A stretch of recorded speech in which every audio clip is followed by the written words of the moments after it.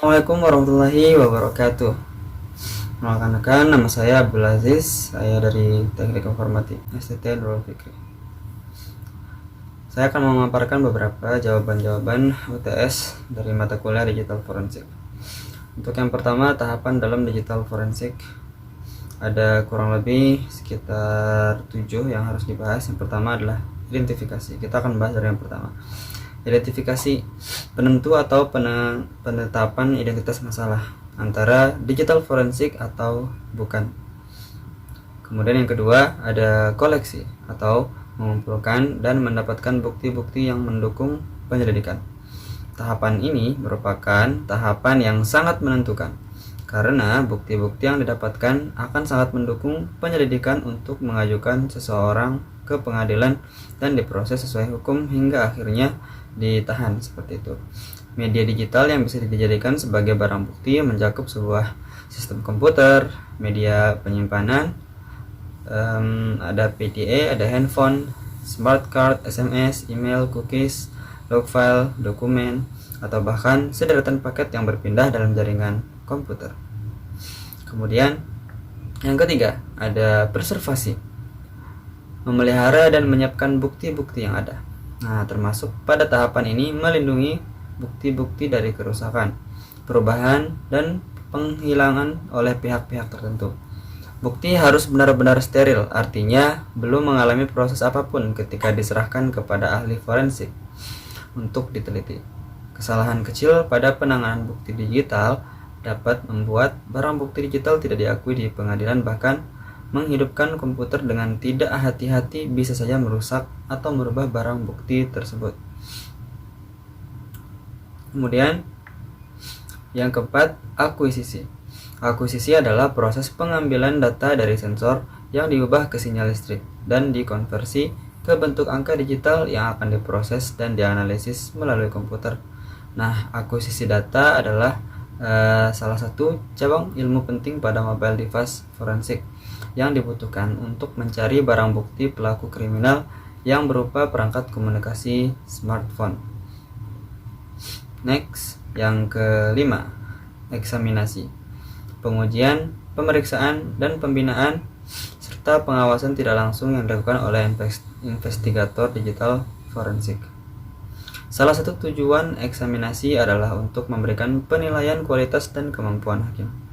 Tujuan lain dari kegiatan ini adalah untuk menjaga kualitas putusan hakim dalam memberikan keadilan bagi para pihak yang berperkara.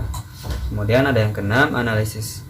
Selama fase analisis, seorang penyelidik mendapatkan bukti menggunakan sejumlah metodologi dan juga instrumen yang berbeda-beda.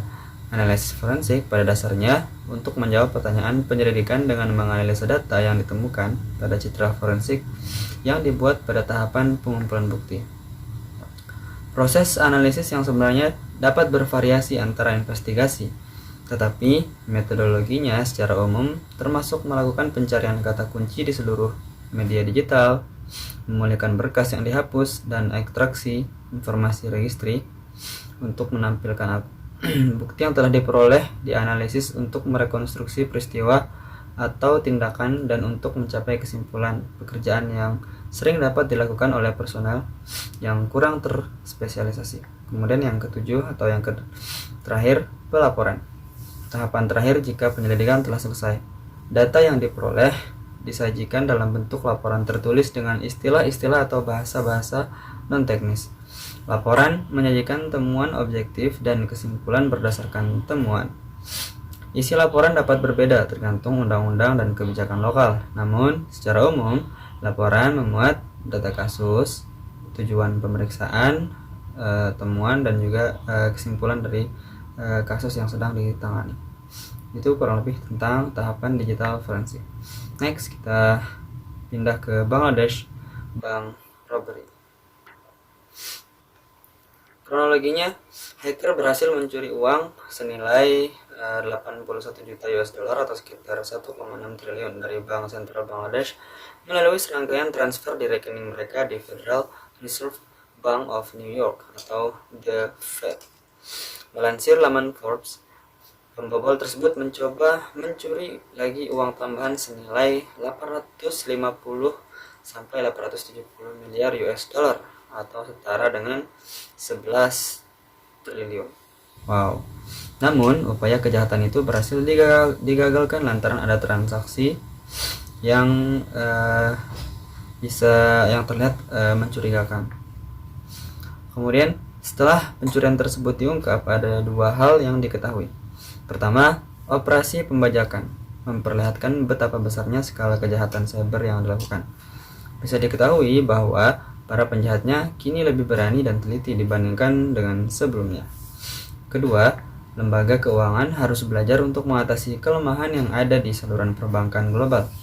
Nah, setelah melaporkan tindak pencurian uang yang dialaminya, pemerintah Bangladesh beserta The Fed mengakui bahwa sistem mereka dibajak.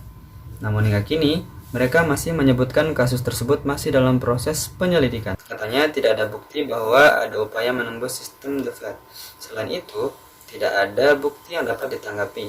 Demikian pernyataan The Fed. Pernyataan tersebut merupakan tanggapan atas pernyataan Menteri Keuangan Bangladesh yang mengatakan pemerintahnya akan mengambil tindakan hukum kepada The Fed. Nah, sementara itu, Gubernur Bank Sentral Bangladesh, Atiur Rahman, mengundurkan diri karena kejadian pembobolan akun bank tersebut. Bangladesh sendiri telah mengumpulkan tim ahli cyber yang percaya bahwa pembobolan melalui dunia maya bisa dilakukan. Hacker tersebut ditengarai telah memasang malware yang membidik Bank Bangladesh. Malware itu diyakini memungkinkan para hacker untuk mendapatkan informasi tentang bagaimana Bank Bangladesh bertransaksi dengan The Fed. Sebelumnya, pada 4 dan 5 Februari, para peretas ini mengirimkan berbagai permintaan untuk menarik uang dari Bank Bangladesh menggunakan protokol kepada The Fed. Penerimanya adalah beberapa lembaga non-pemerintahan di Filipina dan Sri Lanka. Kemudian, para pelaku berhasil mengkompromikan jaringan komputer Bank Bangladesh, mengamati bagaimana transfer dilakukan, dan mendapatkan akses ke kredensial bank untuk transfer pembayaran. Mereka menggunakan kredensial ini untuk mengotorisasi sekitar 3 lusin permintaan ke Federal Reserve Bank of New York. Permintaan ini dibuat untuk mentransfer dana ke rekening Sri Lanka dan Filipina. Nah, 4 permintaan pertama dari para peretas ini berhasil dipenuhi. Sementara permintaan kelima ditolak oleh bank perantara yakni Deutsche Bank. Sebab peretasnya saat itu salah mengeja huruf yang seharusnya foundation, tetapi tertulis foundation.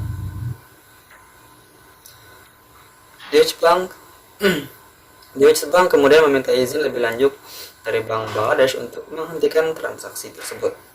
Sayangnya, hacker telah berhasil membawa kabur uang sekitar 81 miliar US dollar dan memindahkannya ke rekening bank di Filipina. Kejadian tersebut menunjukkan betapa buruknya pengelolaan keamanan moneter di Bangladesh. Saya tidak dapat memberikan pernyataan tentang hal tersebut sebab saya tidak mendapat informasi itu dari Bank Sentral. Bahkan, saya baru melihat berita di media sosial, kata Menteri Keuangan Bangladesh. Menurut Kaspersky Lab, setelah Bangladesh mengintegrasikan sistem perbankan online-nya, mereka terus mendapatkan ancaman kejahatan cyber. Nah, tadi kronologinya. Kapan peristiwanya terjadi? Perampokan Bank Bangladesh juga dikenal dalam bahasa sehari-hari sebagai pencurian dunia maya Bangladesh. Adalah pencurian yang terjadi pada 4 sampai dengan 5 Februari 2016.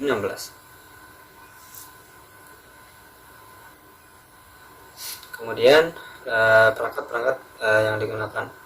Di sini ada jaringan Society for Worldwide Interbank Financial Telecommunication atau SWIFT, digunakan untuk berkomunikasi dengan bank yang memegang rekening valuta asing untuk menarik, mentransfer atau menyetor mata uang. Sebagai tambahan informasi, sistem SWIFT ini menawarkan banyak layanan yang membantu bisnis dan individu untuk menyelesaikan transaksi bisnis yang mulus dan akurat. Koneksi SWIFT memungkinkan akses ke berbagai aplikasi yang mencakup percocokan instruksi real time untuk transaksi. Nah, dalam kasus tersebut, para pelaku diduga telah dibantu oleh orang dalam di dalam bank yang ditargetkan, yang membantu memanfaatkan kelemahan dalam akses bank ke jaringan pembayaran global SWIFT.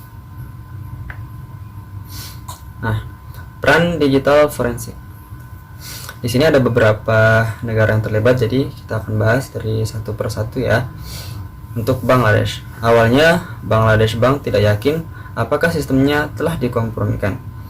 Gubernur Bank Sentral melibatkan World Informatic Cyber Security, sebuah perusahaan yang berbasis di Amerika Serikat, untuk memimpin respon insiden keamanan, penilaian kerentanan, dan remediasi. Nah, World Informatic Cyber Security ini mendatangkan perusahaan investigasi forensik Mandiant untuk penyelidikan. Nah, para penyelidik ini menemukan jejak kaki dan malware peretas yang menunjukkan bahwa sistem tersebut telah dilanggar. Para penyelidik juga mengatakan bahwa para peretas itu berbasis di luar Bangladesh.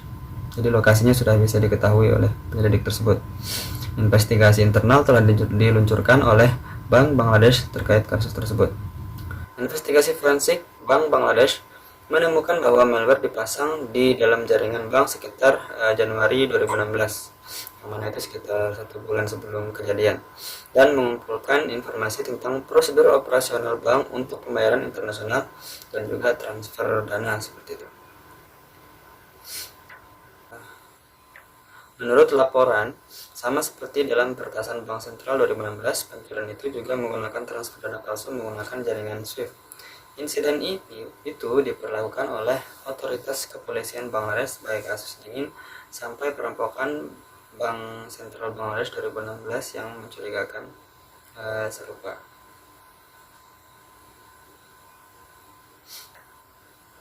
Nah, kemudian dari sisi negara Filipina yang terlibat yang kedua.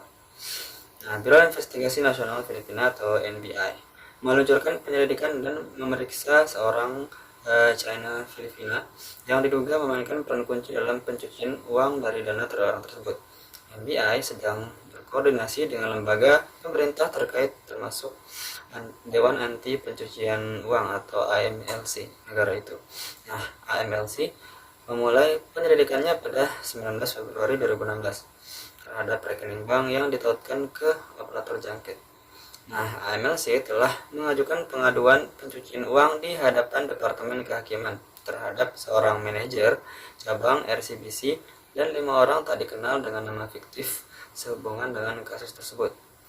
Nah, sidang Senat Filipina diadakan pada 15 Maret 2016 dipimpin oleh Senator Teofisto Guingona III, kepala dari Komite Pita Biru. Sidang tertutup kemudian diadakan pada 17 Maret. Pada 12 Agustus 2016, RCBC dilaporkan telah membayar setengah dari denda 1 miliar dolar Filipina yang dijatuhkan oleh Bank Sentral Filipina atau Bank Filipina. Sebetulnya bank melakukan reorganisasi direksi dengan menambahkan jumlah direksi independen menjadi 7 dari yang sebelumnya 4. Oke, kemudian dari sisi Amerika Serikat itu sendiri, Divisi Forensik Mandiant, FireEye dan World Informatic Cyber Security, keduanya perusahaan yang berbasis di AS, menyelidiki kasus peretasan tersebut. Menurut penyelidik, keakraban para pelaku dengan prosedur internal Bank Bangladesh mungkin diperoleh dengan memata-matai pekerjanya. Biro Investigasi Federasi AS atau FBI melaporkan bahwa agen telah menemukan bukti yang menunjuk setidaknya satu karyawan bank yang bertindak sebagai kaki tangan. FBI juga menuduh bahwa ada bukti yang menunjukkan beberapa orang lagi mungkin membantu peretas dalam menavigasi sistem komputer Bank Bangladesh. Pemerintah Bangladesh telah mempertimbangkan untuk menggugat Federal Reserve Bank of New York untuk memulihkan dana yang dicuri. Pelajaran yang dipetik dari kejadian ini atau lesson learned adalah pemerintah harus fokus pada pengembangan sumber daya manusia, bahwa orang-orang yang dipilih menjabat harus memiliki kemampuan sepadan mengingat risiko yang harus dihadapinya. Selain itu, perlu diperhatikan bahwa ketelitian juga harus diutamakan, sebab merujuk pada kasus tersebut, pembobolan akun bank dapat dihentikan karena si peretas kurang keterampilan dalam mengeja sebuah kata. Hal itu menimbulkan pertanyaan serius atas integritas sistem transfer uang berbasis kode SWIFT. Karenanya, pihak berwenang harus dapat menilai kembali proses verifikasi transfer dana internasional. Juga kepada kita agar lebih hati-hati terhadap aset digital yang kita miliki. harus lebih teliti dan waspada. Oke, next untuk soal selanjutnya yaitu komponen utama hard disk. Ada yang pertama yang kita bahas adalah spindle. Komponen hard disk pertama yaitu spindle. Ini merupakan pusat putaran dari keping-keping cakram magnetik penyimpan data. Komponen hard disk ini berputar dengan cepat sehingga harus memakai high quality bearing. Nah, pada zaman dulu hard disk ini memakai ball bearing, tetapi sekarang ini memakai fluid bearing. Nah, dengan menggunakan fluid bearing dapat mengurangi tingkat kebisingan atau keributan dan gaya friksi. Lalu komponen spindle inilah yang menjadi penentu pada putaran hard disk. Hal ini bisa dilihat dari kecepatan putaran RPM hard disk yang membuat pengiriman data juga semakin cepat. Kemudian ada yang kedua komponennya yaitu read-write head, berfungsi untuk mengambil data dari cakram magnetik. Lalu head ini dapat melayang dengan jarak yang sangat dekat atau tipis dengan cakram magnetik. Dulu head bersentuhan secara langsung dengan cakram magnetik dan menyebabkan keausan pada permukaan akibat gesekan. Nah, sekarang ini head dan cakram magnetik sudah tidak ada jarak atau sekat diantaranya sehingga hard disk bisa lebih awet. Dalam perkembangannya, bahan baku read-write head ini terus berkembang mulai dari bahan ferrite head, MIG, metal ingap, kemudian ada TF, thin film head, kemudian ada magnetoresistive atau MR atau AMR, ada GMR atau giant magnetoresistive heads. Nah, untuk sekarang yang digunakan adalah CMR atau colossal magnetoresistive heads.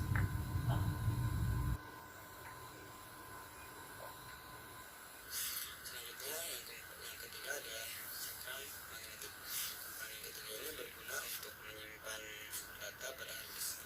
Material dari cakram magnetik ini berupa plat tipis dan berbentuk serupa dengan CD ya, kalau misalkan ada yang pernah tahu CD.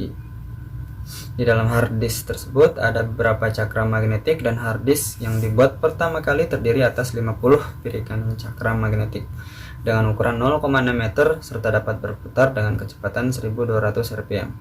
Nah, sekarang ini kecepatan putaran hard disk sudah mencapai 10.000 rpm dan transfer datanya mencapai angka 3,0 Gbps. Kemudian komponen yang keempat dari hard disk ini merupakan rangkaian perangkat elektronik yang mempunyai sederet fungsi atau interfacing module ini ya. Yang pertama fungsinya adalah mengendalikan kerja bagian dalam hard disk. Yang kedua adalah memproses data dari head, dan yang ketiga adalah menghasilkan data yang akan dibaca pada proses selanjutnya. Nah, dulu jenis komponen yang banyak digunakan adalah sistem IDE atau Integrated Drive Electronics dengan sistem ETA yang memiliki 40 pin koneksi. Berbeda dengan sekarang di mana teknologi paling baru dari komponen interfacing module adalah teknologi serial ATA atau SATA. Sehingga dalam satu hard disk akan ditangani oleh satu bus tersendiri dalam sebuah chipset. Hal ini agar penanganannya lebih cepat dan juga efektif. Namun kini hard disk SATA sudah menjadi pengganti dari hard disk ATA yang sudah mulai jarang digunakan. Kemudian yang kelima ada enclosure. Komponen yang terakhir dari hard disk ini adalah enclosure yang merupakan bagian luar dari pembungkus hard disk. Nah, fungsi dari enclosure ini untuk melindungi semua bagian dalam hard disk agar tidak terkena debu. Seperti di gambar ya. Kelembapan atau hal lainnya dan juga debu bisa menyebabkan data menjadi rusak. Oleh karena itu, enclosure ini juga diperlukan. Lalu pada enclosure ini juga terdapat breath filter yang dapat membuat hard disk tidak kedap udara. Selain itu, breath filter juga berfungsi untuk membuang panas yang ada di dalam hard disk pada saat terjadi proses perputaran spindle ya, seperti kita sebutkan di awal, dan juga pembacaan komponen read-write head. Kemudian kita masuk ke poin selanjutnya yaitu track, sektor, dan juga cluster. Track merupakan lintasan pada hard disk atau bagian dari hard disk yang membentuk lingkaran konsentris. Kemudian sektor ada jumlah lintasan yang terdapat pada sebuah track, dan sektor adalah bagian dari track seperti subtrack gitulah ya. Kemudian cluster, lintasan yang terdapat pada sektor, kelipatan terkecil dari sebuah hard disk yang dapat digunakan untuk menyimpan data atau merupakan lokasi penyimpanan terkecil dalam hard disk yang memiliki ukuran tergantung pada besarnya hard disk. Jadi cluster itu ibaratnya sub sektor, sedangkan sektor itu kayak subtrack. Jadi cluster itu benar-benar sub dari sub itu, saking kecilnya seperti itu. Kemudian next yang dibahas di dalam hard disk adalah slack space. Nah, slack space atau ruang slack ya. Ruang slack file adalah sisa penyimpanan yang ada di dalam hard disk drive komputer. Ketika file komputer tidak membutuhkan semua ruang yang telah dialokasikan oleh sistem operasi. Pemeriksaan ruang kendur atau ruang slack ini merupakan aspek penting dari forensik komputer. Nah, ini bisa dilihat dari gambarnya, itu datanya, kemudian ada slack space-nya di beberapa. Nah, untuk memahami mengapa ruang kendur memainkan peran penting dalam e-discovery, seseorang harus terlebih dahulu memahami bagaimana data disimpan di komputer yang memiliki hard disk drive. Nah, komputer dengan hard disk drive menyimpan data dalam unit tertutup yang berisi tumpukan disk melingkar dan berputar yang disebut piring. Nah, setiap piring terdiri dari ruang yang didefinisikan secara logis yang disebut sektor, dan secara default sebagian besar sektor sistem operasi atau OS dikonfigurasi untuk menampung tidak lebih dari 512 byte data seperti itu.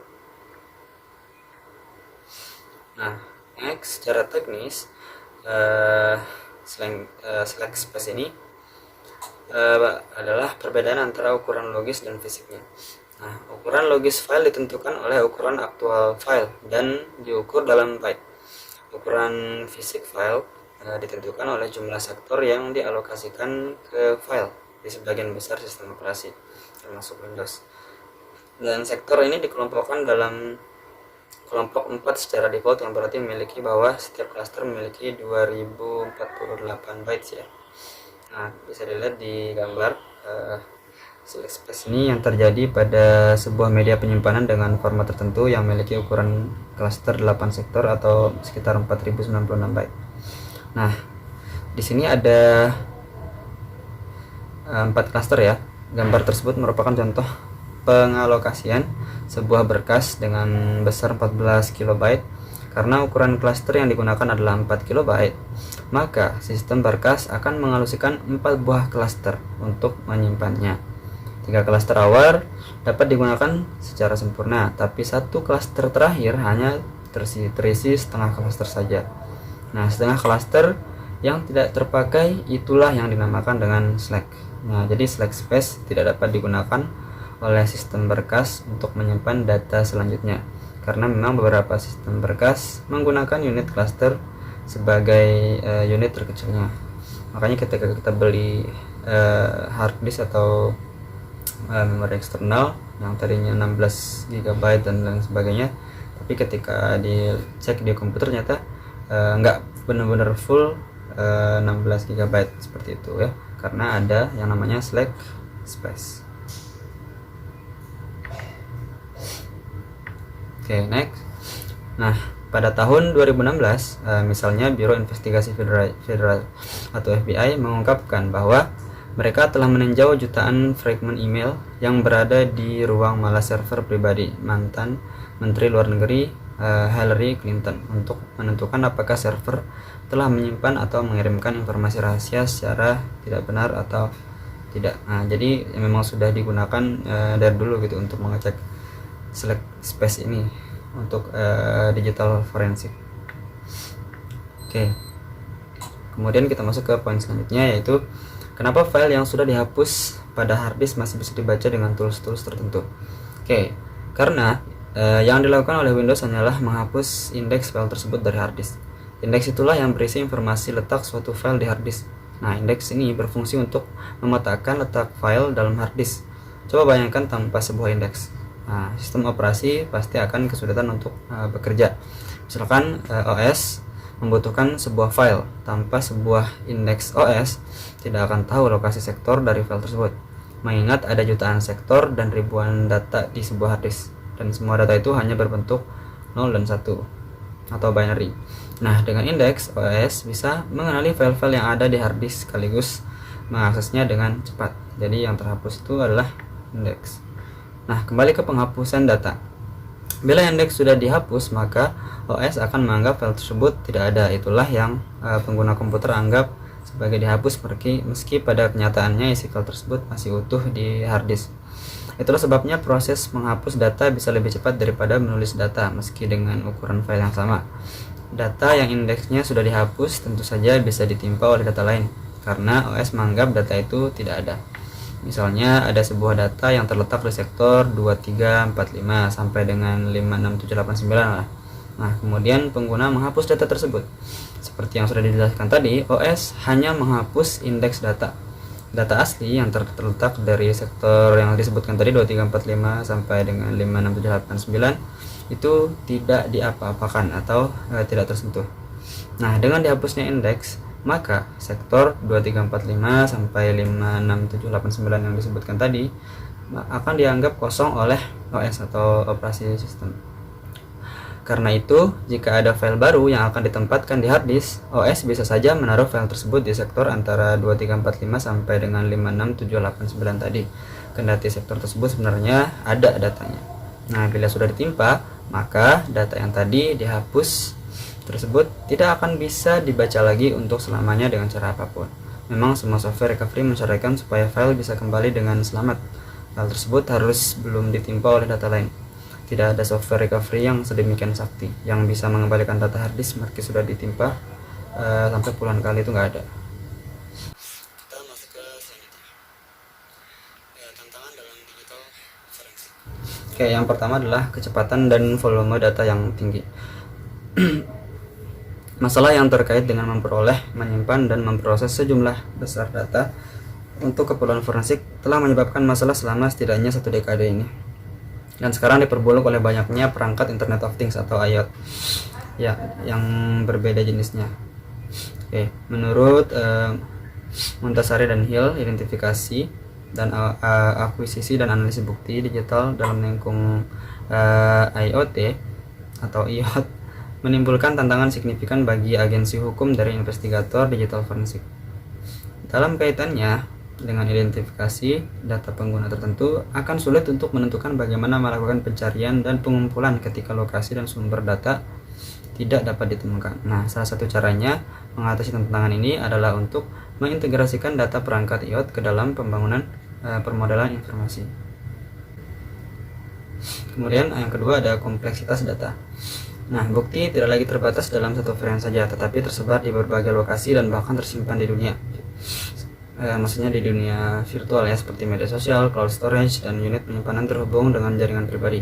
Nah, karena alasan ini dibutuhkan lebih banyak keahlian, alat, dan waktu untuk merekonstruksi bukti secara lengkap dan juga benar. Mengotomatiskan sebagian tugas dengan bantuan mesin telah dikritik oleh komunitas investigasi digital, karena hal ini dapat dengan cepat menurunkan kualitas penyelidikan. Nah, yang ketiga adalah membuat standar investigasi digital. Investigasi kejahatan cyber yang baik memerlukan pemrosesan informasi secara kolaboratif atau menggunakan penyimpanan dan komputasi yang dikelola oleh pihak lain yang dapat dipercaya. Oleh karena itu, poin utama dalam investigasi digital forensik adalah pengembangan format dan standarisasi yang tepat. Nah, ini juga mesti menjadi hal yang cukup challenging ya. Meskipun para peneliti di bidang ini telah melakukan beberapa upaya untuk menyetujui format, skema, dan ontologi dari artefak DF atau digital forensik, sangat sedikit kemajuan telah dibuat. Sementara analisis serangan cyber tingkat lanjut seringkali perlu dilakukan upaya untuk menangani pemrosesan data yang kompleks. Tidak adanya kerjasama antara praktisi forensik digital dengan peneliti dalam bidang forensik digital lainnya. Nah, akibatnya masalah keragaman muncul dari tidak adanya metode dan standar pedoman untuk mendeteksi, memperoleh, menyimpan, memeriksa, menganalisis, dan menyajikan bukti data, juga menimbulkan tantangan signifikan bagi digital forensik ke depannya. Karena itu sangat penting bagi komunitas digital forensik untuk terlibat lebih banyak kolaborasi untuk membuat format standar yang efektif dan abstrak. Kurang lebih seperti itu. Kemudian untuk yang keempat ada tantangannya, yaitu tidak melanggar privasi. Nah, saat ini banyak orang yang menyimpan data pribadi mereka di dalam perangkat elektronik dan penyimpanan virtual, terutama pada penyimpanan cloud ataupun media sosial. Nah, sayangnya mengumpulkan informasi untuk merekonstruksi dan menemukan serangan dapat melanggar hak privasi seseorang dan dikaitkan dengan rintangan lain ketika cloud computing terlibat. Kemudian tantangan yang kelima adalah legalitas dan juga etis, legal dan etis. Praktik forensik digital harus dilakukan dengan prosedur yang benar karena akan mempengaruhi hasil keputusan pengadilan. Forensik digital tidak hanya digunakan sebagai bukti, tetapi juga memastikan siapa melakukan apa dan mengkonfirmasi alibi setiap pihak yang terlibat dalam suatu kasus. Nah, oleh karena itu, pertimbangan aspek legal dan etis terhadap praktik forensik digital perlu diselenggarakan agar menjadi panduan yang dapat dipatuhi oleh seluruh investigator, dan ini tentu sangat challenging. Dan yang terakhir, yang keenam adalah tantangannya yaitu teknologi itu sendiri. Nah, di sini ada Alexander Sianturi ya, Partnership Forensik dan juga Integrity Service Ernst & Young Indonesia. Tantangan yang akan dihadapi akuntansi forensik di masa depan adalah teknologi. Katanya, pada saat melakukan kegiatan forensik, kita berhadapan dengan banyak data karena transaksinya digital. Kita harus punya kemampuan menganalisis data tersebut untuk mencari pola dan bukti kecurangan. Kalau tidak punya skill atau kompetensi yang bisa digunakan untuk mereview data, kita tidak akan bisa apa-apa. Begitu ucap si Alexander Sianturi ini. Nah, kurang lebih itu saja untuk jawaban atau rangkuman dari UTS kali ini. Itu dari saya, terima kasih. Saya Abdul Aziz dari Teknik Informatika STNF. Assalamualaikum warahmatullahi wabarakatuh.